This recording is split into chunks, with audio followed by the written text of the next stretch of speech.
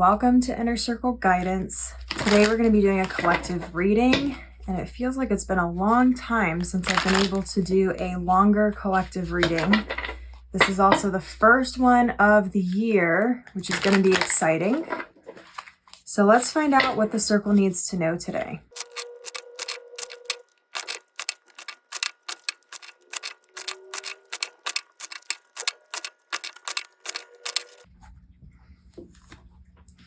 We have the Six of Wands. Wow, starting off strong here. Wow, we have the Ten of Pentacles. We have the Devil. We have the Hermit.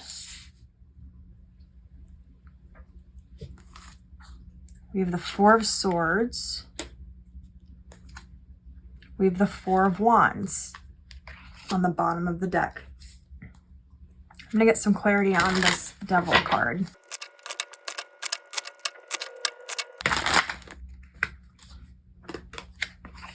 We have the Ace of Swords.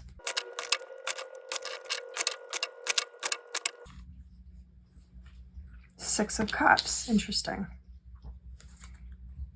With the Three of Cups on the bottom of the deck. A lot of building happening here. We have two fours on the table. Fours have to do with building a foundation, paying attention to priorities. Fours also have to do with preparation for something, with patience, with clarity, support, and faith. So what I'm really seeing here is that this beginning part of the year is really going to be about preparation. It's going to be about priorities and setting the foundation for what you want to see throughout this year. Right now is a good time to get clear on those things if you're not sure yet what it is you're wanting from this year. With that, what I'm seeing here is with the Six of Wands, there's going to be a lot of successes coming in this year. You may be getting recognized for your work. You may be stepping into a leadership position. You may be acquiring more influence. You may be a leader through example to other people. There may be a lot of people looking up to you. Now with that, there's also certain negative energies that can come with success, right? Such as overworking, such as jealousy. So you're really being prompted to remain grounded and to make sure that you're not allowing negative influences, because we have the Devil on the table,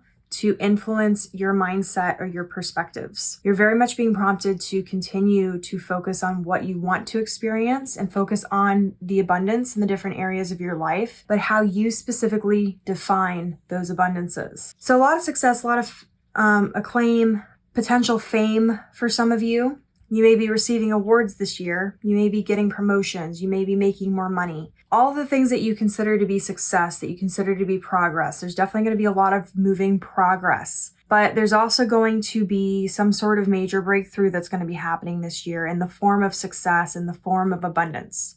Now, some of that is going to be in mindset, because when I asked for clarity on the Devil card, we had the Ace of Swords that first popped out. Then we had the Six of Cups and the Three of Cups, which I'll get more into here in a minute. But what I'm really seeing here is that your definition of abundance in the different areas of your life is going to play a huge role in the foundation that you're creating for yourself this year. With the Four of Wands being the overall arching energy, the Four of Wands is the 1111 card. It is the wish fulfillment card. It is the card that is indicating that you are on a spiritual journey and you are on the right path of that spiritual journey. It's a card of a lot of spiritual synchronicities coming in, of a lot of divine guidance, of a lot of divine support. And it's a card of really getting back to your purpose and aligning to your life's purpose and your soul's purpose. Because we then are followed by the Devil and the Hermit and the Four of Swords, which are all kind of more internal cards. The first thing I want to say about the Devil is that the Devil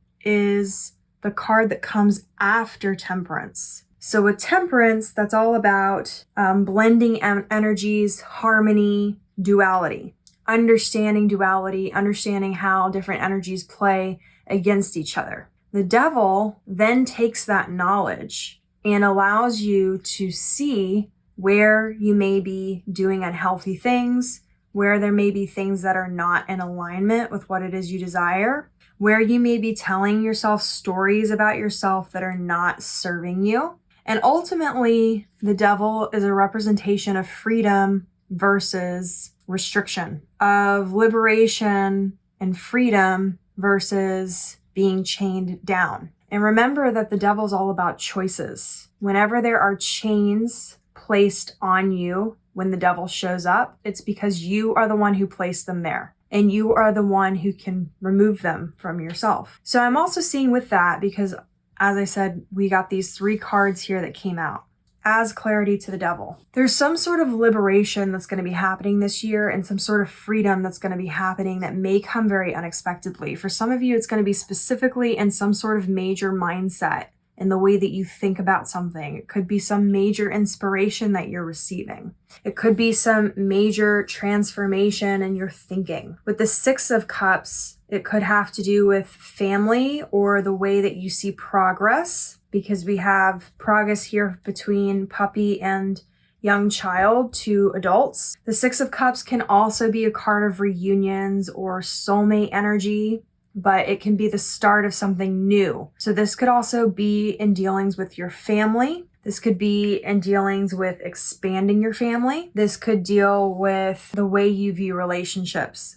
We also have the 3 of Cups on the table, which is also dealing with relationships, but the 3 of Cups also deals with friendships. It deals with your soul tribe. It deals with the way you perceive other people and the way they perceive you. A lot of these breakthroughs that we're seeing here is going to be in various different areas of your life, because we have these 3 cards as clarity, and it's the 10 of Pentacles that came out before the Devil card. One way that you could also be receiving a breakthrough is realizing where you've been giving your power away when it comes to mindsets, when it comes to progress, when it comes to your relationship with other people, whether that's romantic or otherwise. When it comes to relationships with yourself. One thing that this card also indicates is that there is a certain amount of healing that can happen in the dark, and there's a certain amount of diving into your own shadow self and understanding that side of yourself that can be very important to the way you move forward. I'm also hearing that for some of you,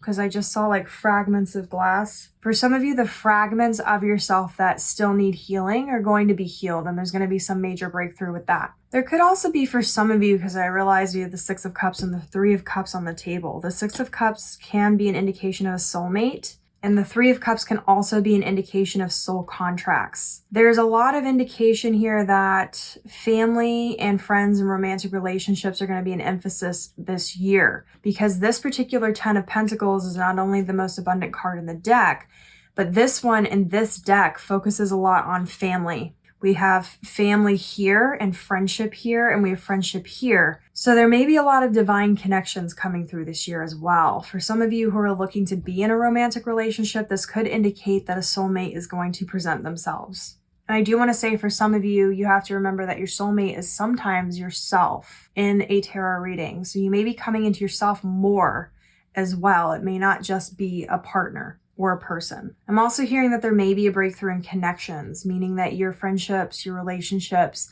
with family, your romantic relationships, your friendships, all of those things are going to deepen in connection this year. Now, the other thing I'm seeing here is that when this big breakthrough happens, and keep in mind that there may be several different ones that happen throughout the year, but I know that there's going to be one in particular that I think is really going to shift things here, which is really going to move you into the next group of energy, because the Devil comes before the Tower, which has to do with change. So whatever breakthrough this is and whatever foundation you're laying is really going to change things for the positive in the long-term future. Now that could mean the end of this year.